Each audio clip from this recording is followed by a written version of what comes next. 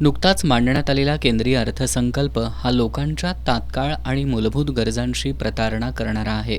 त्यामुळे या अर्थसंकल्पाच्या विरोधात जनजागृती करण्यासाठी डाव्या पक्षांनी पर्यायी प्रस्ताव देत 14 फेब्रुवारी ते 20 फेब्रुवारी दरम्यान देशव्यापी आंदोलन करण्याचं जाहीर केलंय.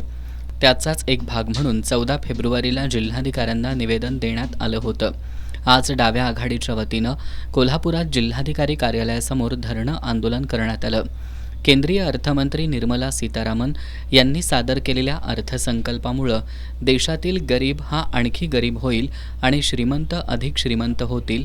त्यामुळं डाव्या पक्षांच्या वतीनं काही प्रस्ताव अर्थविधेयकात समाविष्ट करण्याची मागणी करण्यात आली आहे. मार्क्सवादी कम्युनिस्ट पक्षाचे सुभाष जाधव यांनी या अर्थसंकल्पात बेरोजगारीच्या समस्येकडे पूर्णतः दुर्लक्ष करण्यात आल्याचा आरोप केला.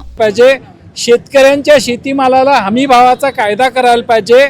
शेतीला लागणारी साधनं रास्त भावानं देण्याची व्यवस्था करायला पाहिजे आणि सर्वात महत्त्वाचं म्हणजे शिक्षण, रोजगार, आरोग्य या सुविधांसाठीच्या खर्चासाठी वाढीव तरतूद करायला पाहिजे.